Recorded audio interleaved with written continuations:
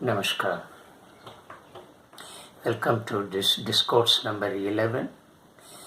Before we get into this discourse, let's begin with this invocatory prayer. Yojena chittasya parena vacham malam sarirasya vaidyakena yopakarottam pravaram muninam patanjali pranjali ranatosmi bahu purushakaram Sankachakrashidharinam Sahasrasarasam Svetam Pranamami Patanjali. Let's bow before this sage who gave yoga serenity and sanctity of mind, grammar of speech, clarity of action, and perfection of health. Let's prostrate before this sage who is a reincarnation of Adisesha, whose upper form has human body, whose hands are adorned with a conch and a disc, and whose head is crowned with a 1,000-headed cobra. Friends, in the previous discourses, 9 and 10, we have learned the different shades of meaning of this most beautiful complex word, action, identified as karma in Sanskrit. We have learned what karma is, the nature of karma, nature of action, how it is performed, and the two kinds of action, namely action done with an effort and action done without an effort. And action done without an effort is considered pure and true. And it is here yoga happens in its real sense. And in the other type of action that is done with an effort, yoga doesn't happen. We have also learned that consequences of an action are very crucial. The consequence of an action tells whether such an action is good or bad. If the consequence of an action goes in accordance with our expectations and our desires and our goals, then we call such an action good. Similarly, when the consequence of an action is beneficial to the humanity, to the society, then again we call such an action good. Well, in the second type,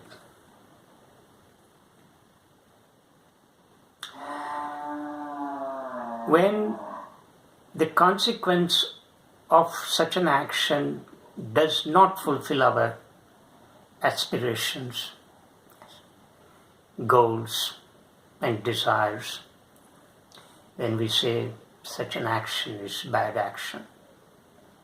Or when the consequence of such an action results in pain and suffering, or it pushes us into a state of unhappiness, then we say it is a bad action. Similarly, when the consequence of such an action is not beneficial to the society or to the humanity, then again we say such an action is bad. On the other hand, we have also learned that action and actions leave certain footprints, traces, marks on our mind. And these footprints or traces or marks are known as impressions. And these impressions get stored in the subconscious state of our mind, and they are called subliminal impressions, known as samskaras in Sanskrit. And these samskaras determine the composition of your character. What is your character? In other words, one's character is derived from these subliminal impressions stored in the subconscious state of our mind.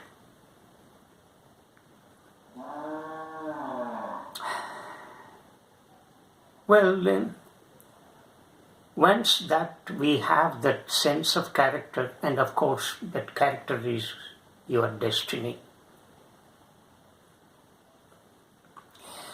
So these aspects we have learned in the Discourse 8, 9 and 10. And of course in Discourse 10, the speaker has also shown the difference between two kinds of actions, namely sakama and nishkama. And nishkama is pure and true, because it is done without any motive, without any intention, without any deep passion, without any attachment, and so on. And therefore such an action is called nishkama karma.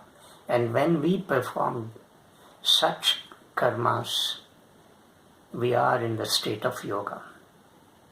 So yoga happens only in nishkama karma and not in sakama karma. In the present discourse, the speaker would like to take you all to another aspect of this action, this most beautiful complex word, karma. We all perform karma and karmas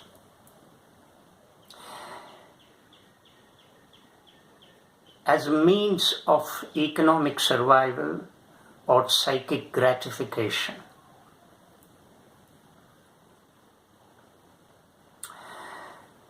Here in this context, the speaker would like to introduce two important terms, job and work, and show the difference between these two.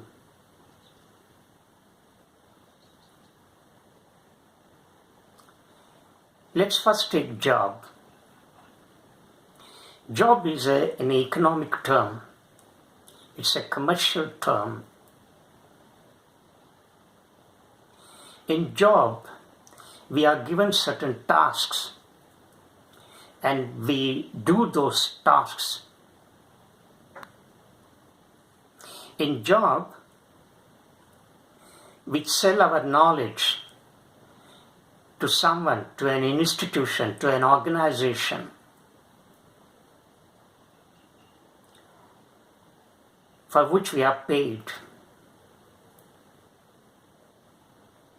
We gain certain knowledge, we take that knowledge and we sell it, and we are paid.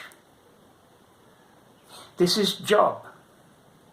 So this job has an utilitarian element, aspect. It has a functional aspect. And job is performed as a means for economic survival. That's how we are employed in various organizations, government and private. And we are paid salaries. And we do certain tasks given by such organizations. So it is a means of economic survival, job. It's a kind of trade and commerce. Because we have knowledge, we take that knowledge and we sell it. The other side, that is government or private organization, buys your knowledge, buys your experience and pays. And with that amount, you lead your life. You marry, you have a family, you will have a house, you will have luxuries and comforts, and all that. This is what job gives. So job has that utilitarian aspect. It gives some gratification, sense of gratification, psychic gratification, because it fulfills your economic needs.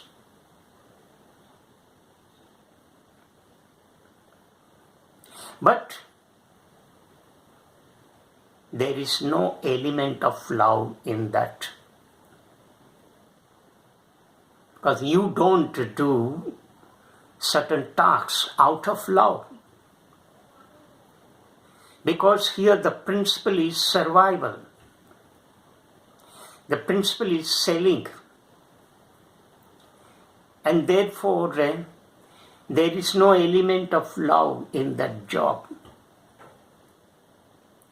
You are given certain tasks and you do those tasks and you get certain amount of money with which you lead your life. There ends the matter. And there is no love in that. I hope the listeners have understood what it is. But there is, on the other side, work. Work is totally different from job. You do a piece of work out of love.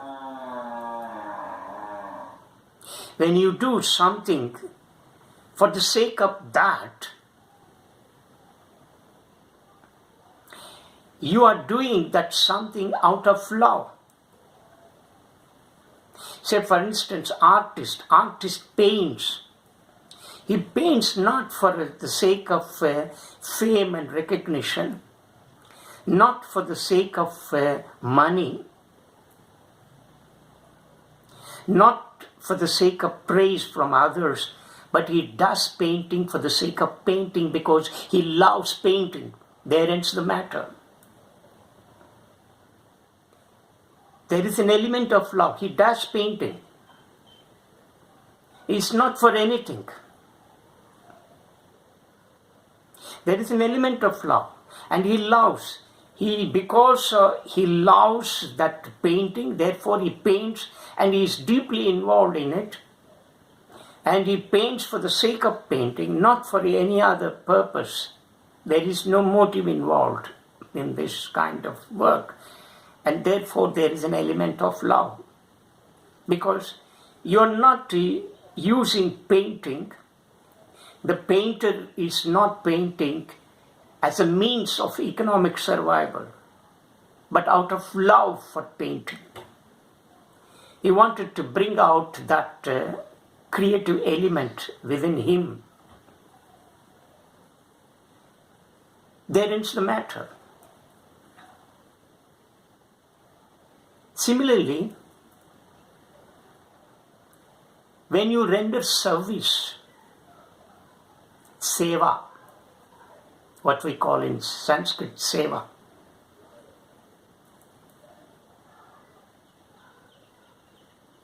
we are now passing through a very difficult phase. Never before in the history of humanity, in the history of human civilization and culture, has humanity faced such a grave situation as it is facing now. The whole world is gripped in the fever of this corona virus. The whole world is waging a war against this invisible virus.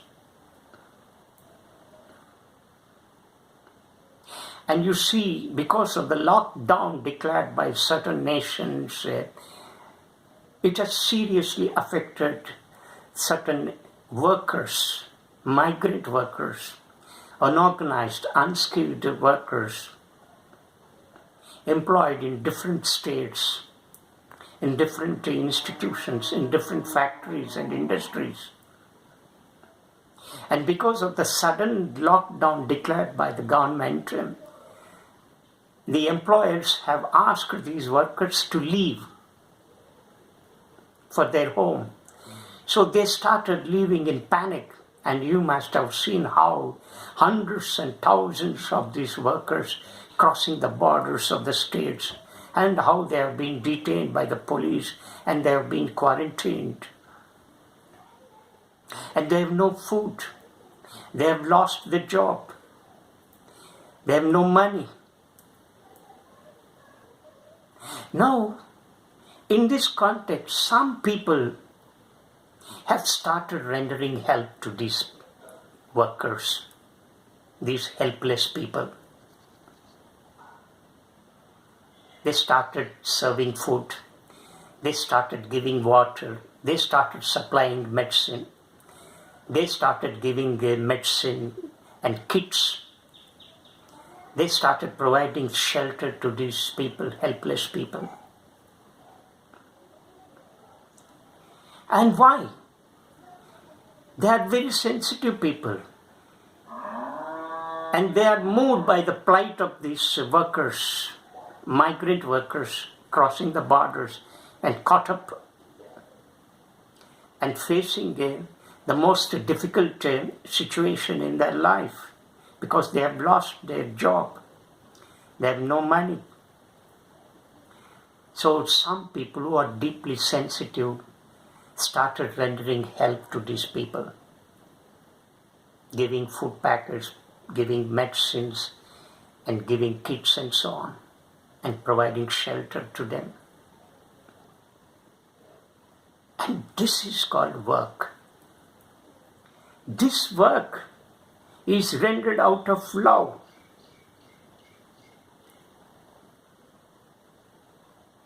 There is no any motive here for these people who are very deeply sensitive, who have been moved by the plight of these migrant workers.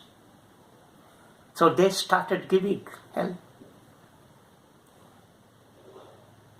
So here they are doing the work, and this work they are doing out of love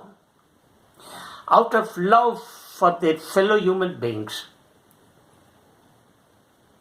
They want to see that their fellow human beings, despite the fact of the differences in their social strata,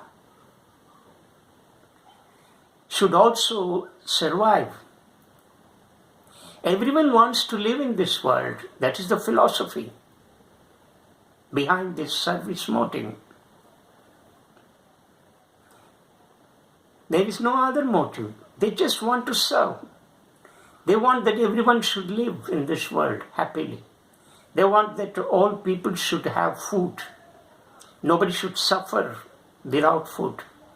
Nobody should undergo pain because of this unfortunate situation that has come to the humanity.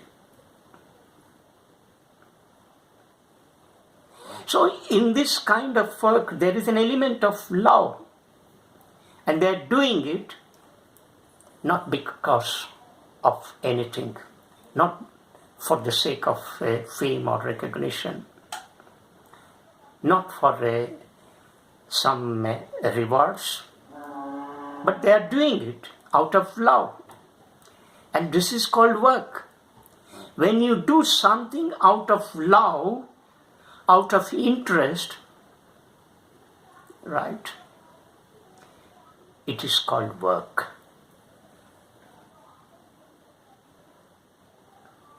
I'm not talking about compassion. Compassion goes even beyond this love. Love for your fellow human beings. Compassion is an all-inclusive word. It includes every creature, everything in the whole cosmos. When love is transformed when it gains that cosmic dimension, then it is called compassion. But here I'm talking about love for humanity. And these philanthropists and these people who are deeply sensitive to the core of their heart are extending their help to these poor, helpless people who have become victims of this coronavirus. So, when you do a work out of love for that work, not for any recognition, there is no motive involved in it. There is no any ulterior motive involved in it. There is no bad intention in such kind of doing work. When such a work is taken up and rendered with that amount of love, with that sense of love, then yoga is happening there. You are already in a state of yoga. But in the job, there is no element of love, because there the job is governed by the principle of trade, by the principle of commerce, business. It is business-like. You have acquired some knowledge, you have acquired some skill, you have gained some experience, and you are selling that knowledge, that skill, that experience to an institution, to an organization, to a factory. And you are paid for that. And the factory, the organization gives you some tasks. You fulfill those tasks and you are paid. With that money, you lead your life. So there is no element of love in that. The element in the job is economic criterion, or to a certain extent a psychic gratification. Because you want to survive in this world. How to survive in this world? I have to learn certain skill. I have to acquire some degree. Then I have to go with that degree, and then with some knowledge and experience I have gained, I would sell myself. So I want to survive. So the principle, the element in the job is economic. Although to a certain extent it fulfills your psyche. But there is no sense of love. Why? Because suppose the organization which employs you stops giving you salary. Will you remain there? You will not remain there. You will walk out of it and move to another organization. Because here the predominant element, as I've just now said, is economic survival, the survival element. You want to survive, right? You want to live in this world, right? First, when you fill your belly, then you can do something else. So you want to survive. And you are married, you have to take care of your children, your family, and all that. So you need money. So therefore you sell. And in the organization, you are given certain tasks. And you fulfill those tasks. Thereafter, you stretch your hand for the remuneration. Yes? But there is no element of love in the job. You don't do those tasks out of love. But in the work, there is an element of love. I do service. If you have that seva guna, the quality of doing service to the people, to the society, to the humanity, to your fellow beings, then you do it. You do it because of you love, because you are deeply interested in doing such a service. So there is an element of interest and an element of love, and there are no other intentions. And you are not seeking for any other gratification. You are not seeking for any recognition or a paperclip news coverage and all that. No. You are doing it out of love. And when you do any piece of work out of love, that work will turn into seva. It acquires that seva guna, service quality. when such a work gains that kind of seva guna, that kind of quality of service, then you are in the state of yoga. You are already a yogi. You are doing yoga. Yoga is happening there, at that moment. At that moment, you are just moved by the plight of the people, the pain of the beggars, the pain of the people. And you just go out and you do service voluntarily, spontaneously, naturally, with no motive. And such a service is sudden because there is no motive involved in it. When no motive is involved in your work, that work will become natural. That work will become very spontaneous. And such a work, when it gains that kind of seva guna, then yoga is happening there. So this is the subtle difference between job and work. I hope the listeners have caught the subtle difference between job and work. In the first case, job, there is an element of a trade. There is an element of economic survival. There is an element of psychic gratification. But in the later case, that is work, there are no such motives. You are just rendering service for the sake of service, because you are just moved by the plight of the people, by the suffering of the people. You take the pain of others as yours. You identify yourself with the pain of others. That is all. Nothing else takes place in this kind of work. So, when you do a work in that, with that sense, you are in a state of yoga. So, thank you very much for listening to me. Friends, kindly subscribe if you are deeply impressed by these discourses, and share it with your friends. And just giving this knowledge for the sake of serving the humanity. Thank you very much. Namaskar.